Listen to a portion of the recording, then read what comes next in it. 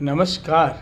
લાઠી આરાધના charitable trust દ્વારા કવિ કલાપીની 124મી પુણ્યતિથિ નિમિત્તે મોનાર્ક સંકુલ ખાતે યાદી ભરી છે ત્યાં આપની આ કાર્યક્રમ દ્વારા કવિ કલાપીની સ્મૃતિ વંદના કરવામાં આવેલ.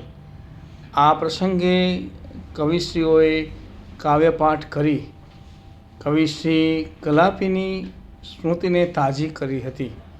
આ પ્રસંગે આરાધના ચેરિટેબલ ટ્રસ્ટના પ્રમુખ હિતેશભાઈ મહેતા, ભરતભાઈ પાડા, રાજુભાઈ રીઝિયા, હરેશભાઈ પઢિયાર સહિતના કાર્યકર્તાની ઉપસ્થિતિમાં હરજીવનભાઈ દાફડાના અધ્યક્ષસ્થાને કાર્યક્રમ યોજવામાં આવેલ.